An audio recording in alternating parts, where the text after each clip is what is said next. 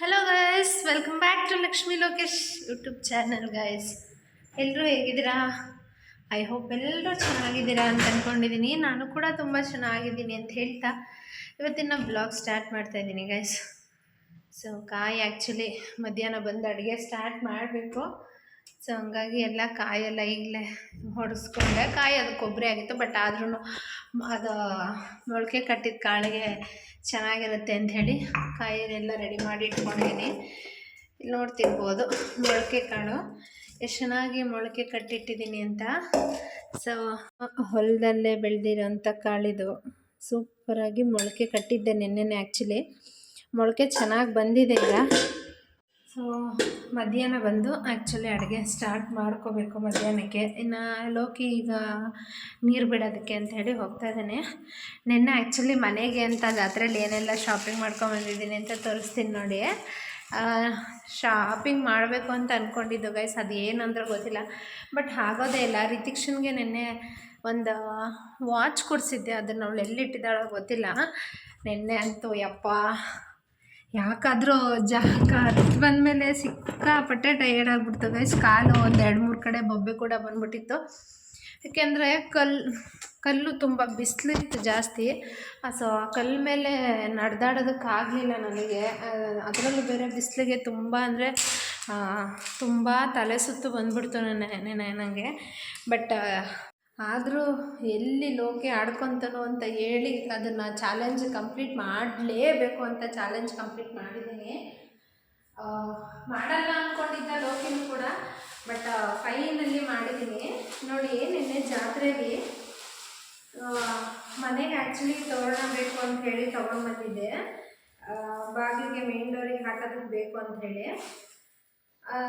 ಸಿಕ್ಕಾಪಟ್ಟೆ ಚೆನ್ನಾಗಿದೆ ಗೈಸ್, ತುಂಬ ವರ್ತ ಅನ್ನಿಸ್ತು ನೋಡಿ. ಈ ಥರ ಬರುತ್ತೆ ಡೋರಿಗೆ ಹಾಕಿದಾಗ, ಕರೆಕ್ಟಾಗಿ ಎಕ್ಸಾಕ್ಟಾಗಿ ಈ ಶೇಪಲ್ಲೇ. ಬಟ್ ಇದನ್ನು ನಾನು ಆ್ಯಕ್ಚುಲಿ ಮೀಶೋದಲ್ಲಿ ಚೆಕ್ ಮಾಡಿದ್ರು ಕೂಡ ಕ್ವಾಲಿಟಿ ಮುಂದೆ ಇಂದ ತೋರಿಸ್ತೀನಿ ನೋಡಿ. ಇಲ್ಲಿ ನೋಡ್ತಾ ಇರ್ಬೋದು ನೀವು, ಇದು ಮಲ್ಲಿಗೆ ಹೂವಿನ ಹಾರ ಥರ ಪ್ಲಾಸ್ಟಿಕ್ಕು. ಇದನ್ನು ಅಷ್ಟೇ ರೆಡ್ ಕಲರಿಗೆ ಕನಕಾಂಬರ ಶೇಪಲ್ಲಿ ಕೊಟ್ಟಿದ್ದಾರೆ. ಹಾರ ಫೈನಲ್ ಲುಕ್ ಬಂದು ನಿಮಗೆ ಈ ಥರ ಕಾಣಿಸುತ್ತೆ. ಈಗ ಡೋರಿಗೆ ಹಾಕ್ತೀನಿ ನೋಡಿ ಹೆಂಗೆ ಕಾಣಿಸುತ್ತೆ ಅಂತ ಹೇಳಿ. ಈ ಹಾರಕ್ಕೆ ಆ್ಯಕ್ಚುಲಿ ನಾನು ಜಸ್ಟ್ ಕೊಟ್ಟಿದ್ದು 250 ರುಪೀಸ್ ಗೈಸ್, ತುಂಬ ಬರ್ತಿದೆ. ಸೊ ಬನ್ನಿ ಈಚೆ ಹಾಕೋಣ, ಹೆಂಗೆ ಕಾಣಿಸುತ್ತೆ ಅಂತ ನಿಮಗೂ ಗೊತ್ತಾಗುತ್ತೆ. ಇಷ್ಟೊಂದು ಚೆನ್ನಾಗಿರುತ್ತೆ ಅಂತ ಅಂದ್ಕೊಂಡಿರಲಿಲ್ಲ, ಬಟ್ ಪ್ರೈಸ್ ಅಂತೂ ರೀಸನಬಲ್ಲು. ಅವ್ರು ಹೇಳಿದ್ದು ನಮ್ಗೆ ಆ್ಯಕ್ಚುಲಿ 400 ಹಾಕಿ ತೋರಿಸ್ತೀನಿ ನೋಡಿ.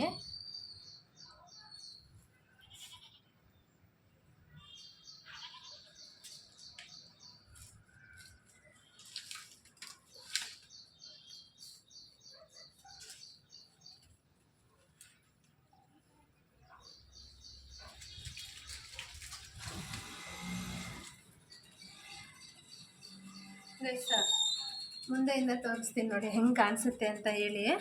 ಚೆನ್ನಾಗಿದೆ ಅಂತ ನನಗೆ ಅನಿಸುತ್ತೆ. ಎಸ್ ನೋಡಿ ಫೈನಲ್ ಲುಕ್ ಯಾವ ಥರ ಬಂತು ಅಂತ. ಸೊ ತುಂಬ ಚೆನ್ನಾಗಿದೆ ಗೈಸ್, ವರ್ತಿದೆ ಅಂತ ಅಂದ್ಕೊಂಡಿದ್ದೀನಿ ನೋಡಿ. ಎಷ್ಟು ಚೆನ್ನಾಗಿ ಕಾಣಿಸ್ತಾ ಇದೆ. ರಿಯಲ್ಲಾಗಿ ಎಕ್ಸಾಕ್ಟಾಗಿ ಹೇಳ್ಬೇಕು ಅಂದರೆ ಮಲ್ಲಿಗೆ ಹೂವಿನ ಹಾರ ಥರನೇ ಕಾಣಿಸ್ತಾ ಇದೆ ನೋಡಿ ಹತ್ತಿರದಿಂದ. ಎಷ್ಟು ಸಖತ್ತಾಗಿದೆ ಅಂತ. ಬಾಗಿಲಿಗೆ ಹಾರ ತಂದನಲ್ಲ ನೀವು ನೋಡಿದ್ರಿ, ಈಗಲೇ ಹಾಕಿದ್ದು. ಆ್ಯಕ್ಚುಲಿ ನಿನ್ನೆ ತಂದು ಹಾಕಬೇಕು ಅಂದ್ಕೊಂಡೆ, ಬಟ್ ನಿನ್ನೆ ನನಗಾಗಿದ್ದ ಟಯರ್ಡಿಗೆ ನಾನು ಅದನ್ನು ಹಾಕಬೇಕು ಅಂತಲೇ ನನಗೆ ಅನಿಸ್ಲಿಲ್ಲ. ಹಾಗೆ ನಿನ್ನೆ ಹೇಳಿದೆ ನಾನು, ಒಬ್ಬರು ಸಿಕ್ಕಿದ್ರು ಅಂತ. ನನಗೆ ಈಗಲೂ ಗಿಲ್ಟ್ ಕಾಣಿಸ್ತಾ ಇದೆ. ಸಿಸ್ಟರ್ನ ಸಾರಿ ಸಿಸ್ಟರ್, ನನಗೆ ಸಡನ್ನಾಗಿ ಏನು ಫ್ಲ್ಯಾಶ್ ಆಗಬೇಕು, ಏನು ಮಾತಾಡಬೇಕು ಅಂತ ಗೊತ್ತಾಗಲಿಲ್ಲ. ಸೊ ಹಾಗಾಗಿ ಅದನ್ನು ರೆಸ್ಪಾನ್ಸ್ ಮಾಡಲಿಲ್ಲ. ನನ್ನ ಇಷ್ಟು ಬೇಗ ಐಡೆಂಟಿ ಮಾಡಿ ಸಿಸ್ಟರ್ ನೀವು ಬ್ಲಾಗ್ ಮಾಡ್ತೀರಲ್ವ ಅಂತ ಹೇಳಿ ಕಂಡಿದ್ದಕ್ಕೆ ತುಂಬ ಥ್ಯಾಂಕ್ಸ್ ಅಂತ ಹೇಳ್ತೀನಿ. ಹಾಗೆ ಇದು ನನ್ನ ಮಗನಿಗೆ ಕೊಡಿಸಿದ್ದೆ ಜಾತ್ರೆಯಲ್ಲೇ. ಇದು ಜಸ್ಟ್ 40 ರೂಪಾಯಿ, ಚೆನ್ನಾಗಿದೆ. ಇದು ಎಷ್ಟೇ ತೊಗೊಂಬಂದಿದ್ದೆ ರಿತಿಕ್ಷನ್ಗೆ ಅಂತ ಅವಳಿಗೆ ಒಂದು ವಾಚ್ ತೊಗೊಂಬಂದಿದ್ದೆ. ಅದನ್ನು ಅವಳು ಆಲ್ರೆಡಿ ಕ್ಲಾಸಿಗೆ ಹಾಕೊಂಡು ಹೋಗಿದ್ದಾಳೆ. ಅದೊಂದು 100 ರುಪೀಸ್ ಕೊಟ್ಟು ತೊಗೊಂಡು ಬಂದಿದ್ದೆ. ಬಟ್ ಫೈನಲಿ ನನಗೇನು ಖುಷಿ, ನಾನು ಅಂದ್ಕೊಂಡಿದ್ದಾದರೆ ಸಾಕಪ್ಪ ಅನ್ನೋದು ನನ್ನ ಮನಸ್ಸಲ್ಲಿತ್ತು. ನಾನೊಂದು 3 ಬೇಡಿಕೆ ಇಟ್ಕೊಂಡು ತಿಮ್ಮಪ್ಪನ ಬೆಟ್ಟ ಹತ್ತಿದ್ದೀನಿ. ನೋಡೋಣ ಅದು ಯಾವಾಗ ಒಂದು ಸಕ್ಸಸ್ ಮಾಡ್ತಾರೆ ಅಂತ. ಸೊ ತಿಮ್ಮಪ್ಪ ಸಕ್ಸಸ್ ಮಾಡಿದ ತಕ್ಷಣ ನಿಮ್ಮ ಹತ್ರನೂ ಶೇರ್ ಮಾಡ್ತೀನಿ ಗೈಸ್. ಇನ್ನೇನು ನನ್ನ ಕಾಮನ್ನಾಗಿ ಎಲ್ಲರೂ ಕೇಳೋ ಅಂಥ ಕ್ವಶನ್ಸು, ಪಾಪು ಇದ್ದರೆ ಪಾಪುನ ಇಟ್ಕೊಂಡು ಅಂಗಡಿ ಮನೆ ಎಲ್ಲ ಹೆಂಗೆ ಬ್ಯಾಲೆನ್ಸ್ ಮಾಡ್ತೀರಾ ಅಂತ ತುಂಬ ಜನ ಕೇಳ್ತಾ ಇರ್ತಾರೆ. ಸೊ ಇವಾಗ ರಿತಿಕ್ಷನ್ನ ಸ್ಕೂಲಿಗೆ ಕಳಿಸಿದ್ದೀನಿ. ಅವನು ಕೂಡ ಅವಳ ಜೊತೆನೇ ತಿಂಡಿ ತಿಂದು ಅಂಗಡಿಗೆ ಹೋಗಿದ್ದಾನೆ. ನಾನು ಅಂಗಡಿಗೆ ಹೋಗೋವರೆಗೂ ಲೋಕಿ ಅಂಗಡಿ ತಗೊಂಡು ಅಂಗಡಿಲಿ ವ್ಯಾಪಾರ ಸ್ಟಾರ್ಟ್ ಮಾಡಿರ್ತಾರೆ ಈಗಾಗಲೇ ಆಲ್ರೆಡಿ. ಇನ್ನು ಲೋಕಿನ ಮತ್ತೆ ನಾನು ಹೊಲ್ದ ಹತ್ರ ಕಳಿಸಿದ್ರೆ ನಾನು ಅಂಗಡಿಗೆ ಹೋಗಿ ನನ್ನ ಡ್ಯೂಟಿ ಸ್ಟಾರ್ಟ್ ಮಾಡ್ಕೊತೀನಿ. ಸೊ ಅಂಗಡೀಲಿ ಋತ್ವಿಕ್ನ ಅವ್ನ ಹೆಂಗೆ ಮಲಗಿಸ್ಕೊಂಡು ಅವನ್ನ ಹೆಂಗೆ ನೋಡಿಕೊಂಡು ಮೇಂಟೈನ್ ಮಾಡ್ತೀನಿ ಅಂತ ಅಂಗಡಿಗೆ ಹೋಗಿ ತೋರಿಸ್ತೀನಿ ಬನ್ನಿ ಗೈಸ್. ಇನ್ನು ಇವತ್ತು ತಿಂಡಿಗೆ ಪಲಾವ್ ಮಾಡ್ಕೊಂಡಿದ್ದೆ. ಇನ್ನು ನಾನು ಕೂಡ ತಿಂಡಿ ಎಲ್ಲ ತಿಂದು ಮಕ್ಕಳಿಗೂ ಕೂಡ ತಿಂಡಿ ಎಲ್ಲ ತಿನ್ನಿಸಿ ಅವ್ರನ್ನೂ ಕೂಡ ಸ್ಕೂಲಿಗೆ ಕಳಿಸಿದ್ದೀನಿ. ಅವನಿಗೆ ಆಲ್ರೆಡಿ ಬಾಕ್ಸ್ಗೂ ಕೂಡ ಒಂದು ಸ್ವಲ್ಪ ದಾಳಿಂಬೆ ಹಣ್ಣು ಎಲ್ಲ ಇಟ್ಕೊಂಡಿದ್ದೀನಿ. ಈಗ ತೊಗೊಂಡು ಹೋಗಿದ್ದಾನೆ ಅವನೇ. ಆ್ಯಕ್ಚುಲಿ ಹಣ್ಣು ಅಂದ ತಕ್ಷಣ ಅವನೇ ಮಮ್ಮಿ ನಾನೇ ತೊಗೊಂಡು ಹೋಗ್ತೀನಿ ಅಂತ ತೊಗೊಂಡು ಹೋಗಿದ್ದಾನೆ. ಅವನಿಗೆ ಒಂದು ಸ್ವಲ್ಪ ನೀರು ತೊಗೊಂಡು ಹೋಗ್ಬಿಡ್ತೀನಿ. ಯಾಕೆಂದರೆ ಅಲ್ಲಿ ಯಾರ ಅಂಗಡಿಗಳಲ್ಲೆಲ್ಲ ಅವನಿಗೆ ಬೇಕು ಅಂತ ಹೇಳಿದಾಗ ಸಡನ್ನಾಗಿ ಪಕ್ಕದ ಅಂಗಡಿಲೆಲ್ಲ ಅವ್ರಿಗೂ ಪಾಪ ಅವ್ರ ಕಸ್ಟಮರೇ ಇರ್ತಾರೆ, ಬಾಯ್ಸ್ ಇರ್ತಾರೆ, ಸಡನ್ನಾಗಿ ಹೋಗೋಕ್ಕಾಗಲ್ವಲ್ಲ. ಸೊ ಮನೆಯಲ್ಲೇ ಸ್ವಲ್ಪ ಹಣ್ಣು ತೊಗೊಂಡೋಗಿ ಈಗ ಮತ್ತೆ ಅವನಿಗೋಸ್ಕರ ಒಂದು ಸ್ವಲ್ಪ ಹಣ್ಣು ಅನ್ನ ನೀರು ತೊಗೊಂಡೋಗಿರ್ತೀನಿ. ಅದೇನಾದರೂ ಅವ್ನು ಮಲಗೋಷ್ಟರಲ್ಲಿ ಮತ್ತೆ ಲೈಟಾಗಿ ತಿನ್ನಿಸಿ ಅವನ್ನ ಮಲಗಿಸ್ತೀನಿ. ಇವತ್ತು ಕಂಪ್ಲೀಟಾಗಿ ಋತ್ವಿಕನ್ನ ಇಟ್ಕೊಂಡು ಯಾವ ಥರ ಅಂಗಡಿ ಮೇಂಟೈನ್ ಮಾಡೋದು ಅಂತ ಶೇರ್ ಮಾಡ್ತೀನಿ ಬನ್ನಿ ಗೈಸ್. ಟೈಮ್ ಬಂದು ಆಲ್ರೆಡಿ 9 ಗಂಟೆ ಆಗಿದೆ. ಇನ್ನೇನು ನಾನು ಕೂಡ ಹೊರಡಬೇಕು ಬನ್ನಿ. ಆಲ್ರೆಡಿ ಟೈಮ್ ಆಯಿತು ಅಂತ ಲೋಕಿ ಕರಿತಾ ಇದ್ದಾರೆ. ಇನ್ನೇನು ನಾನು ಕೂಡ ಡೋರ್ ಲಾಕ್ ಮಾಡ್ಕೊಂಡು ಹೋಗ್ತಾ ಇದ್ದೀನಿ. ಹಾರ ನೋಡಿ ಎಷ್ಟು ಚೆನ್ನಾಗಿ ಕಾಣಿಸ್ತಾ ಇದೆ ಅಂತ. ಸೊ ಬನ್ನಿ ಗೈಸ್ ಹೋಗೋಣ. ಇಲ್ಲಿಂದ ಅಂಗಡಿಗೆ ಒಂದು 5 ನಿಮಿಷ ಆಗುತ್ತೆ ಅಷ್ಟೇ ವಾಕೇಬಲ್ಲೇ. ಸೊ ಅಂಗಡಿಗೆ ಹೋಗಿ ಕಂಟಿನ್ಯೂ ಮಾಡ್ತೀನಿ. ನಾನು ಅಂಗಡಿಗೆ ಬಂದೆ. ಋತ್ವಿಕ್ನ ನಾನು ಇಟ್ಕೊಂಡೆ. ಲೋಕಿ ಬಾಯ್ ಮಾಡ್ಬಿಡ ಅಪ್ಪಂಗೆ. ಲೋಕಿಗೆ ಏನು ಹೊಲ್ದತ್ರ ಹೋಗ್ತದೆ ಅಂತ ತೋರಿಸ್ತೀನಿ ನೋಡಿ. ಬಾಯ್ ಬಾಯ್ ಏನು ಹೊಂಟೋಯ್ತಾ. ನಾನು ಬಂದೆ, ಅವ್ರು ಹೊಲ್ದತ್ರ ಹೋದ್ರು. ಇನ್ನೇನು ಋತ್ವಿಕ್ನ 1 ಗಂಟೆ 2 ಗಂಟೆ ಅಂಗಡಿಲೇ ಆಟ ಆಡಿಸ್ಬೇಕು. ಅಂಗಡಿಲೇ ಚೆನ್ನಾಗಿ ಆಟ ಆಡಿಸಿ. ಟೋಪಿ ಹಾಕ್ಕೊಂಡಿದ್ಯಾ? ಎಲ್ಲ ಹೇಳು. ನಾನು ಟೋಪಿ ಹಾಕ್ಕೊಂಡಿದ್ದೀನಿ. ಏನು ಅಮ್ಮ ಹಾಕ್ತು ಅನ್ನು? ಹಾಂ ಅಮ್ಮ ಟೋಪಿ ಹಾಕೈತೆ ಚಳಿ ಅಂತ. ಗೈಸ್ ಈಗ ಇವನ್ನ ಆಟ ಆಡಿಸಿ ಇನ್ನೇನು ಅಂಗಡಿಗೂ ಕೂಡ ಕಸ್ಟಮರ್ ಬರ್ತಾ ಇರ್ತಾರೆ. ಮತ್ತು ಒಂದು 10 ಗಂಟೆ ಆದಮೇಲೆ ಇವನ್ನ ಮಲಗಿಸಿಲ್ಲ. ಈಗ ಟೈಮ್ ಬಂದು ಮತ್ತೆ 11 ಗಂಟೆ ಆಗಿದೆ. ಇಲ್ಲಿ ನೋಡ್ತಾ ಇರ್ಬೋದು ಅಂಗಡಿಲೇ ಮಲಗಿಸ್ಕೊಂಡಿದ್ದೀನಿ. ಈ ಸೋಫಾದ್ರ ಬಗ್ಗೆ ಆಲ್ರೆಡಿ ನಿಮಗೆಲ್ಲರಿಗೂ ನಾನು ತಿಳಿಸಿದ್ದೀನಿ. ನನ್ನ ಪ್ರೆಗ್ನೆಂಟಿಂದನೂ ಕೂಡ ಈ ಸೋಫಾ ಇಲ್ಲೇ ಹಾಕ್ಕೊಂಡಿದ್ದೀನಿ. ಮಕ್ಕಳನ್ನ ಇಟ್ಕೊಂಡು ಹೆಂಗೆ ಮೇಂಟೈನ್ ಮಾಡ್ತೀರಾ ಸಿಸ್ಟರ್, ಹೆಂಗೆ ಮೇಂಟೈನ್ ಮಾಡ್ತೀರಾ ಅಂತ ನನ್ನ ಕೇಳ್ತಾನೆ ಇರ್ತಾರೆ. ಇಲ್ಲಿ ಅದರಲ್ಲೂ ನನ್ನ ಕಸ್ಟಮರ್ಸ್ ಅಂತೂ ಅವ್ನ ಇಟ್ಕೊಂಡು ನೀನು ಹೆಂಗೆ ಮೇಂಟೈನ್ ಮಾಡ್ತೀಯೋ ಗೊತ್ತೇ ಇಲ್ಲ ನನಗೆ ಅಂತ ಹೇಳ್ತಾನೆ ಇರ್ತಾರೆ. ಬಟ್ ಜೀವನದ ಕಷ್ಟ, ಜೀವನದ ಪಾಠ ಎಲ್ಲ ನಮಗೆ ಅದನ್ನು ಕಲಿಸ್ಬಿಡುತ್ತೆ. ಮುಂಚೆ ಎಲ್ಲ ನಾವು ಸಣ್ಣ ಮಕ್ಕಳಿದ್ದಾಗ, ಅದರಲ್ಲೂ ನನ್ನ ಸ್ಕೂಲ್ ಡೇಸ್ ನಾನು ನೆನ್ಪು ಮಾಡ್ಕೊಂಡ್ರೆ ನನಗೆ ತುಂಬ ಇದಾಗುತ್ತೆ. ಯಾಕಂತ ಹೇಳಿದ್ರೆ ನಾನು ಹೆಂಗಿದ್ದೆ ಅಂತ ಹೇಳಿದ್ರೆ, ಒಂದು ದಿನವೂ ಒಂದು ಮನೆ ಕೆಲಸ ಫುಲ್ಲು ಮಾಡಿದವಳಲ್ಲ. ನಾನೇನಾದರೂ ಒಂದು ದಿವಸ ಫುಲ್ಲು ಎಲ್ಲ ಕಂಪ್ಲೀಟ್ ಮನೆ ಕೆಲಸ ನನ್ನದೇ ಆಗಿದ್ದರೆ ನೆಕ್ಸ್ಟ್ ಡೇ ಪಕ್ಕಾ ನಾನು ಬೀಳ್ತೀನಿ ಅಂತ ನಮ್ಮ ಮನೆಯವ್ರಿಗೆ ಗೊತ್ತಿತ್ತು. ಸೊ ಹಾಗಾಗಿ ಅಮ್ಮ ನೀನು ಮಾಡೋದು ಬೇಡ, ನೀನು ಬೆಳಗ್ಗೆ ಬಿದ್ದೋಗೋದು ಬೇಡ ಅಂತ ಹೇಳೋರು. ಯಾವುದಾದ್ರೂ ಅರ್ಧಂಬರ್ಧ ಈ ಥರ ಕೆಲಸ ಮಾಡಿಸೋರು. ಒಂದು ಅಡುಗೆ ಮಾಡೋದು, ಇಲ್ಲಾಂದರೆ ಬಟ್ಟೆ ಹೋಗಿ ಏನಾದರೂ 1-2 ಕೆಲಸ ಮಾಡಿಸೋರು ಅಷ್ಟೇ. ಆಮೇಲೆ ಹೆಂಗಾಯ್ತು ಅಂತ ಹೇಳಿದ್ರೆ, ನಾನು ಬೇಡ ಅಂತ ಹೇಳಿದ್ರೆ ಬೇಡ ಅಂತ ಹಠ ಮಾಡೋದು. ಊಟ ಮಾಡು ಅಂದರೆ ಒಂದು ಇಷ್ಟು ತಿನ್ನೋದು. ಎಷ್ಟು ಅಂತ ಹೇಳಿದ್ರೆ 1-2 ತುತ್ತು ತಿಂದು ಎಷ್ಟೊಂದು ಸಲ ಅದಕ್ಕೆ ಅಂತಲೇ ನಾನು ನಮ್ಮ ಮನೇಲಿ ಒದೆ ತಿಂದಿದ್ದೀನಿ. ಆಗ ನಮ್ಮ ಅಮ್ಮ ಹೇಳೋರು, ನಿನಗೆ ಈಗೆಲ್ಲ ಗೊತ್ತಾಗಲ್ಲ, ಮುಂದೆ ನಿನಗೂ ಮಕ್ಕಳಾದಾಗ ಆವಾಗ ಮಕ್ಕಳನ್ನ ಸಾಕಬೇಕು, ಆ ಮಕ್ಳಿಗೋಸ್ಕರನಾದರೂ ನಾನು ತಿನ್ನಲೇಬೇಕು ಅನ್ನೋದು ಆಟ ಬರುತ್ತಲ್ಲ ನಿನಗೆ, ಅವಾಗ ಗೊತ್ತಾಗುತ್ತೆ ಅಂತ ನನಗೆ ಹೇಳ್ತಿರೋರು. ಅವಾಗೆಲ್ಲ ಅಯ್ಯೋ ಹೋಗು ಅದೆಲ್ಲ ಏನಿರುತ್ತೆ ಅಂತೆಲ್ಲ ಫುಲ್ಲು ನೆಗ್ಲೆಕ್ಟಲ್ಲೇ ಇರ್ತಾಯಿದ್ದೆ. ಬಟ್ ಈಗ ಅರ್ಥ ಆಗ್ತಾಯಿದೆ ನನಗೆ, ನನ್ನ ಮಕ್ಕಳನ್ನ ನಾನು ಸಾಕಬೇಕು ಅಂತ ಹೇಳಿದ್ರೆ ನಾನು ತಿನ್ನಲೇಬೇಕು, ನಾನು ಚೆನ್ನಾಗಿರಬೇಕು ಅಂತ. ಬಟ್ ಈಗಲೂ ನನಗನ್ಸುತ್ತೆ ನಾನು ತಿಂದು ನಾನು ಚೆನ್ನಾಗಿರ್ತೀನಿ ಅಂತ. ಬಟ್ ನಮ್ಮ ಮನೇಲಿ ಈಗಲೂ ನನ್ನ ತಿನ್ನೋ ವಿಚಾರಕ್ಕೇ ಬೈತಾ ಇರ್ತಾರೆ.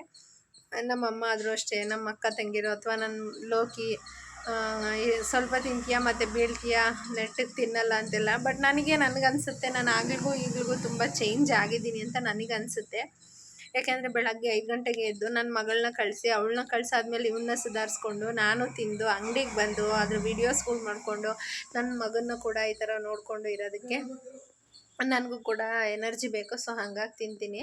ಬಟ್ ಅಂಗಡಿಲೇ ಈ ಥರ ಎಲ್ಲ ಕಂಟಿನ್ಯೂ ಮಾಡ್ಕೊಂಡು ಹೋಗೋದಕ್ಕೆ ಕಷ್ಟ ಆಗುತ್ತೆ. ಇವನಿದ್ರೆ ಈಗ ಎದ್ಮೇಲೆ ಊಟ ಅಂದರೆ ನನಗಂದರೆ ಬೆಳಗ್ಗೆ ಏನು ಮಾಡಿರ್ತೀನೋ ಅದನ್ನು ತಿನ್ಕೊಂಡು ಕಾಲ ಕಳೆದು ಬಿಡ್ತೀನಿ. ಬಟ್ ಇವನಿದ್ರೆ ಅವನಿಗೆ ಹಂಗಲ್ಲ. ಮನೆಗೆ ಹೋಗಬೇಕು, ಅಡುಗೆ ಮಾಡ್ಕೊಂಬರ್ಬೇಕು. ಮತ್ತು ಇದು ಇನ್ನೊಂದು ಏನಂದರೆ ನಮ್ಮ ಅಂಗಡಿದ್ದು ಡೋರು ತುಂಬ ಹೈಟ್ ಇದೆ, ಜಾಸ್ತಿ ಎತ್ತಕ್ಕಾಗಲ್ಲ. ಒಂದು ವೇಳೆ ನಾನು ಚೆನ್ನಾಗಿದ್ದಾಗಾದ್ರೂ ಒಂದು ಸ್ವಲ್ಪ ಟ್ರೈ ಮಾಡ್ತಿದ್ದೆ. ಬಟ್ ಈಗ ಬೆನ್ನಿನ ಮೂಳೆ ಮುರ್ಕೊಂಡಾಗಿಂದ ವೆಯ್ಟ್ ಎತ್ತೋದಕ್ಕೆ ಆಗಲ್ಲ, ಅದು ಎತ್ತಕ್ಕಾಗಲ್ಲ. ಒಂದ್ಸಲ ಯಾರ ಕೈಲಾದರೂ ತಗ್ಸಿದ್ರೆ ಪದೇ ಪದೇ ಯಾರೂ ಎತ್ಕೊಡೋರು ಸಿಗಲ್ಲ. ಒಂದ್ಸಲ 2 ಸತಿ ತಗೊಡ್ತಾರೆ, ಆಮೇಲೆ ಒಂಥರ ಮಾಡ್ತಾರೆ. ಹಂಗಾಗಿ ಅವಾಗವಾಗ ಮನೆಗೆ ಹೋಗಿ ಬರೋದಕ್ಕೆ ಸ್ವಲ್ಪ ಕಷ್ಟ ಆಗುತ್ತೆ. ಇವನಿದ್ರೆ ಇಲ್ಲ ಅಂಗಡಿಗೆ ಹೋಗಿ ಬರಬೇಕು, ಇಲ್ಲಾಂದರೆ ವಾಶ್ರೂಮ್ಗೆ ಹೋಗಬೇಕು ಅಂತ ಹೇಳ್ತಾನೆ, ಇಲ್ಲಾಂದರೆ ಮಕ್ಕಳು ಬಾತ್ರೂಮ್ಗೆ ಏನಾದಕ್ಕಾದರೂ ಹೋಗ್ತಾನೆ ಇರ್ತೀನಿ ಅಂತ ಹಠ ಮಾಡ್ತಾನೆ. ಹಿಂಗೆ ಮಲಗಿಸಿದ್ರೆ ಇವಾಗ ಆಲ್ಮೋಸ್ಟ್ ಅವ್ನು ಎದ್ದೊಳೋದಿನ ಏನಿದ್ರು 2 ಗಂಟೆಗೆ, ಅಲ್ಲಿವರೆಗೂ ಓಕೆ. ಆಮೇಲೆ ಊಟಕ್ಕೆ ಅದು ಇದು ಹೋಗ್ತಾನೆ ಇರಬೇಕಾಗತ್ತೆ. ಹಾಗಾಗಿ ಇವನ್ನ ಇಟ್ಕೊಳಕ್ಕೆ ನಾನು ಸ್ವಲ್ಪ ಬೇಡ ಅಂತೀನಿ. ಒಂದು ವೇಳೆ ಸ್ಕೂಲಿಗೆ ಹೋಗೋದಾದರೆ ಅಲ್ಲಿ ಕಳಿಸಿ ಬಂದಿರ್ತೀನಿ, ಇಲ್ಲಾಂದರೆ ದೊಡ್ಡವನಾದರೆ ಇಲ್ಲೇ ಇರು, ಮನೆಗೆ ಹೋಗಿ ಬರ್ತೀನಿ ಅಂತ ಹೇಳಿದ್ರೆ ಅರ್ಥ ಮಾಡ್ಕೊಳೋ ಹುಡುಗ ಆಗಿರ್ತಾನೆ, ಮಾಡ್ಬೋದು. ಬಟ್ ಆ ಮಗುಗೂ ಇನ್ನೂ ಅರ್ಥ ಮಾಡ್ಸೋಕ್ಕಾಗಲ್ಲ. ನಮ್ಮ ಟೆನ್ಷನ್ ಇರುತ್ತೆ, ನಮ್ಮ ಟೆನ್ಷನ್ ಮೇಲೆ ಅವನಿಗೂ ಕೂಡ ನಾವು ಹೊಡೆಯೋದಕ್ಕೂ ಆಗಲ್ಲ ನಮ್ಮ ಪ್ರೆಷರ್ಗೆ. ಸೊ ಇಷ್ಟು ಮುದ್ದಾಗಿರೋ ಮಕ್ಕಳನ್ನ ಹೊಡೆಯೋಕ್ಕೂ ಕೂಡ ಮನ್ಸು ಬರಲ್ಲ ನಮಗೆ. ಹಾಗಾಗಿ ಬೇಡ, ಎಲ್ಲಿದ್ರೂ ಅಷ್ಟೇ ಚೆನ್ನಾಗಿರಲಿ ಅಂತ ಹೇಳಿ ಅಮ್ಮನ ಮನೇಲಿ ಬಿಡ್ತೀನಿ. ಅದರಲ್ಲೂ ಬೇರೆ ಕೆಲವರು ಅಯ್ಯೋ ಅದು ಹೆಂಗಿರ್ತಾಳೋ ಗೊತ್ತಿಲ್ಲ, ಆ ಸಣ್ಣ ಮಗುನ ಬಿಟ್ಟು ಅವಳಿಗೆ ಮನ್ಸಂತೂ ಕಲ್ಲನ್ಸುತ್ತೆ, ಹಂಗೆ ಹಿಂಗೆ ಅಂತೆಲ್ಲ ಮಾತಾಡ್ತಾರೆ. ಬಟ್ ಅದೇನು ಅದ್ರ ಹಿಂದೆ ಕಷ್ಟ ಏನಿದೆ ಅನ್ನೋದು ನಮಗಷ್ಟೇ ಗೊತ್ತಿರುತ್ತೆ.